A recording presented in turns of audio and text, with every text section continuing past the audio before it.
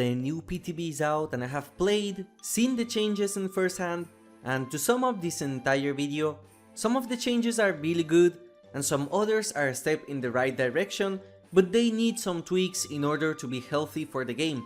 Let's start with the positives. And now before we begin this video, I want to warn people with motion sickness that there is currently a very bad glitch in the game that makes animations look extremely choppy, so be warned. And also, this is my personal opinion as a content creator, please do not take my experience as factual. First of all, the Bloodweb Changes. They are fantastic. The auto spend button in the middle is really useful for when you want to watch something else and spend your blood points mindlessly. It still has the animation, which I wish they removed, but I assume that it's hard coded in the game, so removing that would be very hard to do.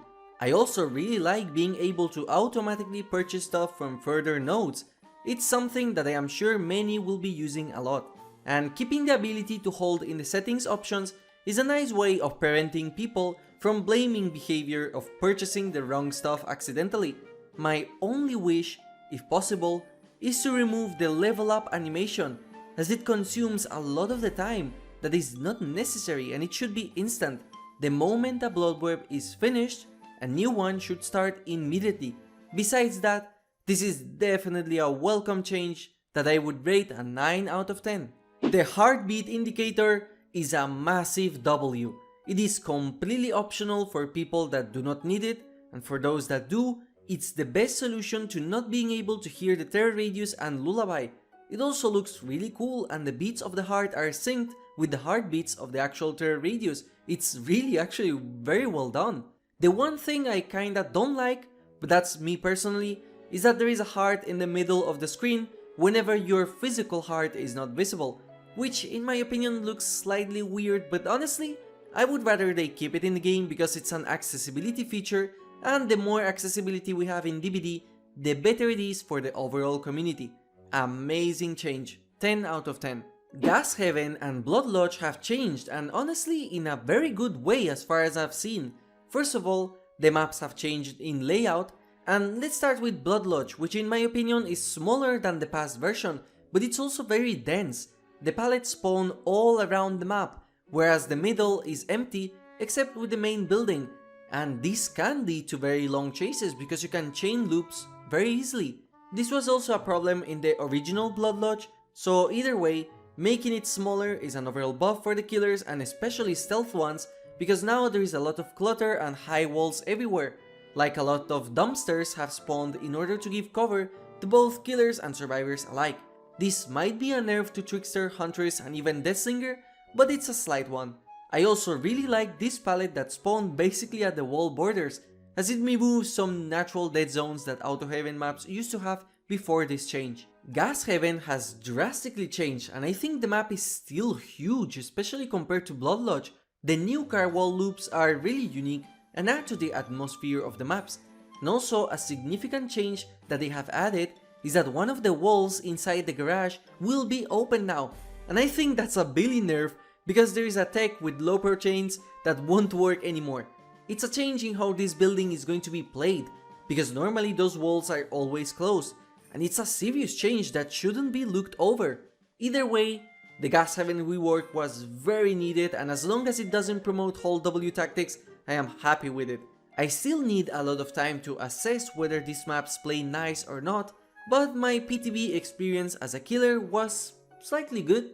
There is a new boss variation for Auto Heaven, which is fun and cool, adds more variety to the gameplay overall, and also car wrecks spawn all over Auto Heaven, not only on Gas Heaven. This is a fantastic change, and honestly it gives more personality to the map. Now a small change that I do like a lot is the Cenobite nerf, as now you cannot camp the Lament configuration. I think this is a healthy change that was needed, and it reminds me of the Pyramid Head interaction with the caged survivors. It's a mechanic that was only used to make the games more boring and unhealthy, so I'm glad this was changed. As for the perk changes, I really like the idea of Gearhead, and it pairs nicely with Lethal Pursuer. So like I said on my pick rate video, the perk is now not bad at all, and some people might end up using it. The Dead Hard nerf is very noticeable, as now I know who has it and who doesn't. and the first chase will always be free of death hearts. Overzealous might be low-key good. And finally, I think the Circle of Healing nerf is perfect. A perk like that should have never existed, and I am glad it's gone. But it might still see some play, and I will explain why later. The Generator Kick nerfs are very good, because those perks were very easy to trigger and didn't promote a healthy playstyle.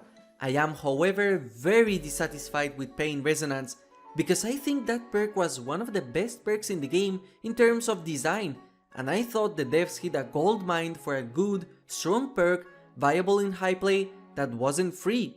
Now it's dead. I think nobody is going to use Pain Resonance anymore. I am a fan of the flashlight changes, and honestly I am all for it. If you know my channel, you would remember that light burn is part of one of my theories about DBD, so I am a fan of that gameplay mechanic, and now that it's gone, I will be missing it, but I still welcome the change because it was absurd that you could bully and dominate a wraith with flashlights. It was too much and also inconsistent. The issue is that Nurse and Artist are very strong characters, so it's a slight buff to them, and with the hack it's a nerf and a new gameplay mechanic that I honestly welcome because the hack's kit is outdated, and this should have been from the start in my opinion, so I'm glad after 6 years it's finally here. Okay, and as for the positives, that's about it. Now let's talk about the negatives, and remember that this is my personal opinion. Feel free to disagree, and most importantly, don't let my words change your view about something. So, Hillbilly got a 10% speed nerf with the engraving add-ons. Behavior has said openly various times that they are happy to listen to respectful feedback and that the PTB is made as an experimental thing. Well, with respect, please revert these changes. I haven't seen a single player that is happy with this change. Everyone is saying that this is a bad idea, especially the players with thousands of hours with Hillbilly. This nerf was bad, obviously done by looking at statistics instead of looking at actual gameplay. Please, instead of nerfing what is overpowered according to your statistics, buff the underused add-ons of Hillbilly, because besides low pro chains, they are all not worth running. If you are truly open to feedback, revert this change and don't let this go to life. The Oni and Nightmare buffs to the add-ons are absolutely random and won't fix anything. I didn't even test them in the PTB because the concept of the add-ons itself is bad. What those add-ons need are reworks and not slight 0.1% number changes. That is not good, and statistically I bet that the usage rate will be the same. In other words, almost none.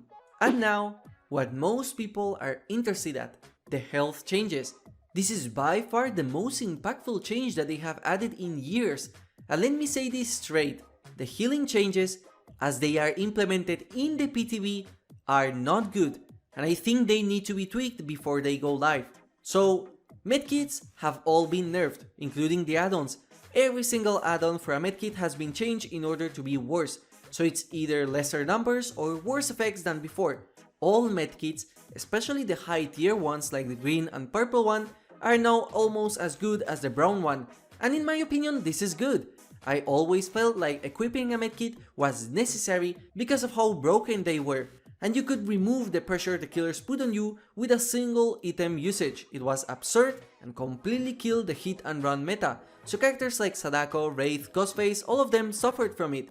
The fun thing is that medkits are still in my opinion the strongest items in the game, and now that healing is so bad, I am even more incentivized to use medkits than before, because they are still going to be good. So now, it takes 24 seconds to heal yourself or heal anyone else. I don't have a problem with self-healing taking 24 seconds. My biggest issue is the consequences of this number change, and that is altruistic healing, because it took a massive hit. Now healing down survivors takes ages, which is a buff to slugging, and it shouldn't be in the game. There is no reason as to why it takes so long to heal someone from the ground without any mangle effect. It's just boring and promotes boring playstyles and gameplay for both sides. It also can be buffed with perks like Coulrophobia or Sloppy Butcher, so overall, it's just a really bad change. And being down shouldn't be affected by any conditions at all besides perks like Knockout. I even think this was an oversight by the devs, because they didn't mention any changes to recovery speeds as far as I am aware. And now healing is basically like doing a third of a generator. I am not going to debate whether this is a good change for killers, a bad change for survivors. I am not a pro high MMR player, so I cannot give as good feedback as a competitive player can. What I do care for is the health of the game, and in my opinion, this makes the game overall more boring to play. The fun part about DBD, and everyone knows it, is the chase. Once you learn to loop, to have good chases and mind game, that's what makes the game fun. Every single content creator that is a main survivor became popular because of the chase aspect of DBD. I can guarantee that nobody that just sits repairing generators is popular, it's the chase. Why am I saying this? Because in my opinion, the survivor gameplay nowadays is extremely boring. Imagine that you are hooked and an injured survivor comes to save you.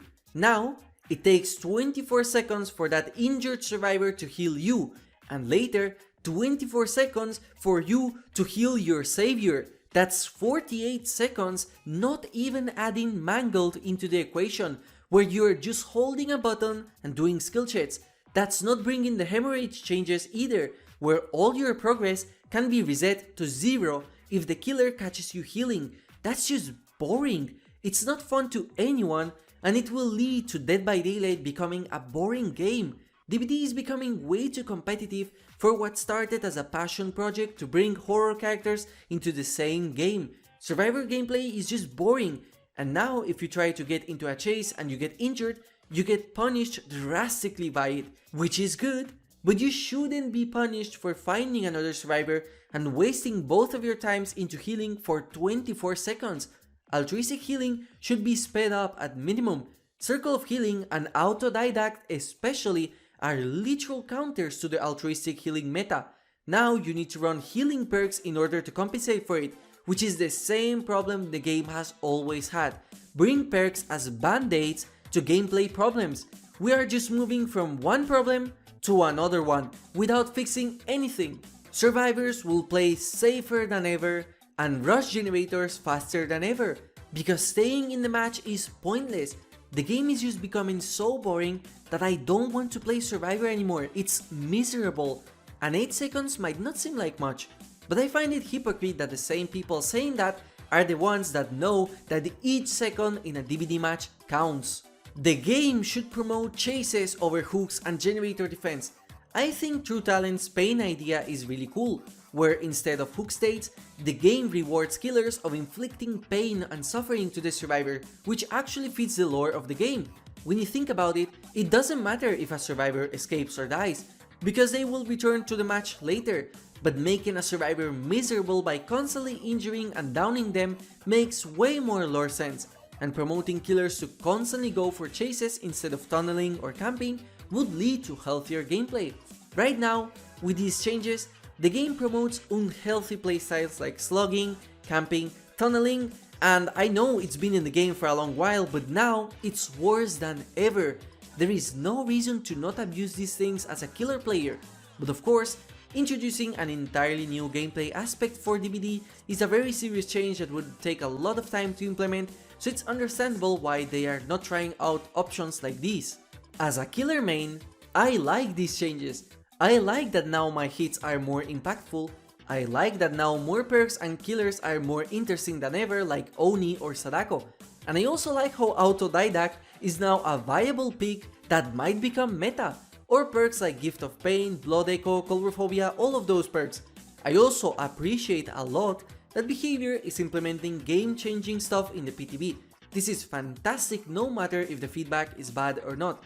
But the game is becoming very boring to play. The game is trying to be overly competitive, but by doing so, it's becoming miserable. Or, if I want to be fair, boring for me. Because I am sure that there are some in the community that might enjoy this game and might think that this patch is actually really good. I am not criticizing this PTB with a balanced mindset, but more of a fun mindset. And fun is subjective. We might disagree on what is balanced or not, but nobody can change my mind and my experience in the PTB as being completely miserable as a survivor player. Finally, I have found a very serious issue in the PTB, and that's with the animations. For some reason, all animations are now bugged and they play like stop motion movies, which gives me motion sickness. I have no idea what they have done to bring a bug like this in the game, but it's really bad. I cannot even play with Dredge because every hit gives me nausea. And also the Dredge is a mess in the post-match gameplay. Like, this can give someone seizures.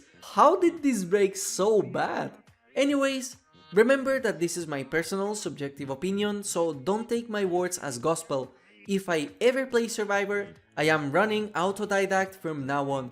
I haven't had fun as a survivor in the PTB, but I did have fun as a killer, probably because I was playing against survivors that were not tryharding or sweating like in my live matches. The healing changes are a step in the right direction, but they ended up stepping in dog poo and they have to clean out the shoe before releasing it to life. I think promoting perks like Ruin, Pop Goes the Weasel and Pain Resonance and keeping the healing changes but buffing the altruistic speeds would be a nice change in the game meta that would promote survivors from grouping up and would promote killers to chase if they want to slow down generators. So that is my opinion. Thank you for watching. Please let me know your feedback on this PTB and have a nice day.